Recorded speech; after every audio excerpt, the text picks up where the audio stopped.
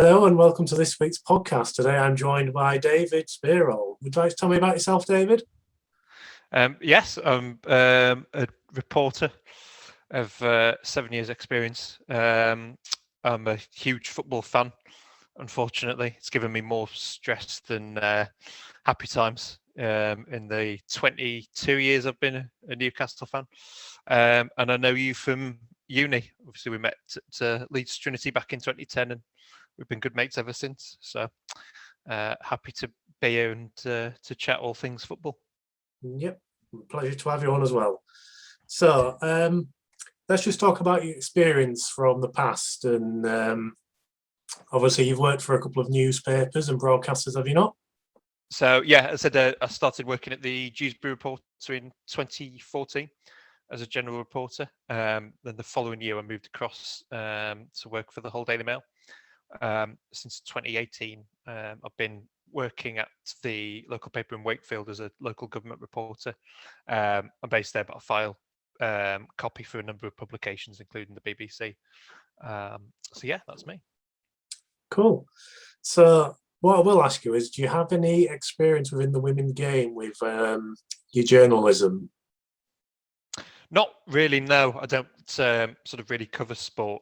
And I have to confess that I haven't watched too much women's football. But that said, I do think there's sort of a real opportunity for the women's game to kind of expand sort of over the next couple of years. I'm sure we'll come on to some of this a little bit later on, but I think there's a kind of widespread disillusionment among football fans with the men's game at the moment, and I think as that grows, I think the women's game will become, more popular. Yeah. You obviously mentioned the bit of delusion there from the men's football. Is that to do with the Super League by any chance? I think it's a number of things, to be honest, Dan. I think it's, I mean, for me personally, I think there's the growing inequality within the game, which has sort of fed into the Super League. Every reform of European football over the last 30 years has favoured this sort of cartel of clubs. The Big Six in England, the Giants in Spain, Juventus, Real Madrid, all those clubs. And so that essentially, all those reforms over the last 30 years that gave them more money, more power, more influence over our game than the rest of the European clubs. Kind of, it came to a head with the Super League a few weeks ago. The more you give greedy and spoilt children exactly what they want, they're not going to become any less greedy and spoilt. So it's not so much the Super League as I think the symptoms of the Super League, and sort of all that greed and the concentration of power within a small number of clubs. But I also think there's sort of VAR as well. Speaking personally, I can't stand VAR, and it is ruining my enjoyment of the game. And I don't think I'm alone in that. Social media is not necessarily an accurate barometer of football and opinion, or opinion on anything. But I think there's a lot of anger that's been introduced without kind of any real consultation with fan groups, and then of course there's sort of the racism within the game that UEFA and the other footballing authorities have made very little attempt to tackle. England got fined £50,000 for wearing the wrong socks at the last World Cup, and yet countries that have been have had supporters monkey chant at black footballers have been fined a third of that, I think. So it's a combination of all those things, really, and with no sign of any of those things kind of dissipating. I think things like non-league football and the women's game, which I think, for want of a better word, they just feel a little bit more pure at the moment and less tarnished by money and VAR and all those things. Yeah. Would you say, though, that perhaps that with all that goes on in the men's game, with, like you say, the racism, the online hate, there's a big campaign on that at the moment. if there was a shift into the women's football, would you be worried that that would perhaps bring a lot of sexism with it as well? Well, I think very sadly there's so much misogyny around at the moment. I think, yeah, the more exposure the women's game has got, which is a good thing. Um, with that comes, some very daft, stupid comments on Twitter and other platforms. Um, you've seen Karen Carney. I think the pundit was abused by supporters simply for doing their job, for expressing an opinion. So I think very sadly it's obviously it's like racism and other prejudice. It's got to be stamped out. Whether or not more exposure will bring more of that, I suppose in some quarters it will, but I think the more exposure the women's game gets, it is only going to be a good thing, because we're sort of pushing towards a more equal society from that point of view. I will say again, I don't think FIFA and UEFA are particularly helpful on this. It's not too long ago, Sepp Blatter was suggesting that female players should wear shorter shorts, or something like that, to get more viewers. That's only, I think, sort of 7 or 8 years ago that he said that. I know he's no longer around at FIFA, but we're not sort of far removed from his kind of stewardship of football, really. So I think there's a lot of big strides that have to be made specifically by FIFA in terms of promoting the women's game, before we're kind of at that point where it kind of has anything like the amount of exposure that I feel it should. And I say all this, I'm being slightly hypocritical because as I admit, I haven't watched too much women's football, but I think as the quality improves and the standard improves, I think that will change for a lot of people. Yeah. So the one thing I do want to mention is obviously, I believe, is it Sky Sports that now have the rights for the Women's Super League? Sky Sports or BT? I think it is Possibly, Sky. yes. Yeah. So that's finally going to get some good coverage, good television broadcast. What I want to mention is the non-league paper for the men's. That's obviously good exposure for the non-league football for the men's side. Whereas for the women's side, not so much coverage after the Women's Super League. Do you think more could be done towards that to help non-league football, perhaps? Yeah, absolutely. I think I think the issue is the Premier League in its current guise just dominates so much of sports journalism, and that comes at the expense not just of women's football, but the Football League, the non-league, and then I think a lot of other fringe sports. I did work at a couple of snooker tournaments when I was at uni, and I remember a couple of the sports journalists there, who were working there, complaining that snooker wasn't kind of getting too much coverage on the back pages, and they were saying, look, it's too dominated by the Premier League.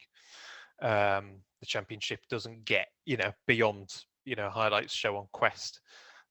It doesn't get too much exposure. So I think a lot of sports would kind of turn around and say, both men and women's games would say, we're not getting the coverage we'd like. So I don't think that's an issue unique to women's football. Yeah. But certainly it's affected. It's affected by that. I know BT have been showing the games the last couple of years. I don't know if that'll change now if Sky are coming in. Yeah. But if games are being broadcast live, then that would help, I would imagine. Yeah, you can certainly get your rugby league fixed with the League Express, I believe it's called. Yes, yeah. We've got a friend from uni who might know about that. Yeah, I'm sure he's a subscriber for that. So the next thing I want to ask you is, there's obviously this argument of there's no proper female idols for young girls to idolize, but obviously you've got your Steph Houghton, you've got your Alex Greenwood, your Lucy Bronzes. Do you believe that with an improvement of media coverage for women's football, that it could inspire a new generation of young girls to perhaps pick up football boots? Yeah, absolutely. And I think often the national team's performance in any sport can sort of really do that job. If they have a good sort of World Cup, European Championships, that kind of thing, and that gets more exposure, then that'll help. One of the issues I have with VAR, and it's not a point I've seen kind of made anywhere else, is that VAR is going to make, in the men's game, it's going to make linesmen and women redundant. Eventually, we're only a few years away from that, because if you've got this technology, what's the point in having a human being on the sideline standing with the flag up and down if whatever they say is basically going to be overridden by VAR. So you've got someone like Sian Massey Ellis, who young sort of female football fans might look at and think, oh, I'd like to be a lineswoman. And that's going to be taken away by VAR. You're going to be reducing participation, both for both boys and girls, men and women, because you're essentially getting rid of half of your officiating team for a top level match, and that I think is a really, really bad thing, and that's kind of a side effect of VAR that's not really been kind of explored. So I think that could present a real problem down the line, and it's not something that seemingly has been addressed or taken on board. It's an interesting take on VAR there. So the next thing I want to ask, forgotten now, is obviously, what is your thoughts behind the equal pay argument? Because obviously there's the whole, if you're not generating the revenue that the men's team are, then you can't get paid as much as them. I know obviously the US team are pushing hard to get the equal pay rights. What are your thoughts towards that? Oh, that's a tricky question. I mean, there's a solid argument for it. I mean, under UK law, you've got to pay, for two people doing the same job, a man and woman doing the same job, you've got to pay them the same amount, and quite rightly so. I understand the argument about revenue, and the fact that at the moment the women's game doesn't generate as much revenue. It's a really, really tricky one, and obviously there's so many kind of views on it, and I have to confess it's not something I've given enough thought on to kind of come up with a properly informed view today. I'm sorry, that's kind of sitting on the fence and a bit of a cop out, but I mean, I think there's a compelling argument for it. I suppose the argument from the other side is, well, if the men's game ends up subsidizing kind of paying the women's game, then is that money that's being lost to grassroots that could help sort of both boys and girls kind of get into the game? But then again, I think there's a strong argument to say that Premier League clubs are awash with too much money, and spend too much of it, and they haven't really, as we've seen from the COVID pandemic, a lot of them were sort of stashing away for a rainy day. We've seen that kind of sort of with the job cuts that have been made at Arsenal and other places. I don't think any organisation that's earning literally billions of pounds a year should be laying people off. If you're in that situation and you've got financial problems, when you're earning that much money a year, really you should have been saving for something, saving for a rainy day. I'm not saying they could have seen the COVID pandemic coming, but I think that would have been prudent. So yeah, equal pay, tricky question. I'm gonna pass on that one. All right, fair enough. So last question before we finish. just want to get your thoughts on Newcastle's season next year. How do you think it's going to go? I think the club desperately needs to be rid of Mike Ashley. Having said that, I'm in a very small minority of fans who don't think the Saudi takeover is the answer. But it would seem that there's not that many organisations, people willing to buy football clubs at the moment. I don't think Steve Bruce is the answer in terms of the manager, but by the same token, you know, the problems are at the upper echelons of the club, and they need to start communicating properly to supporters, because at the moment they're leaving everything to the manager. They furloughed staff when the COVID pandemic struck, and they didn't acknowledge it. They're currently sort of mired in a legal case where sort of one of the former coaches was convicted of sexual offences against some of the boys he was coaching, and the club have not commented on that, or they've said very little about that, which I think is appalling. So I would suspect that if we've still got the same owner and manager next season, it'll be lower mid-table again,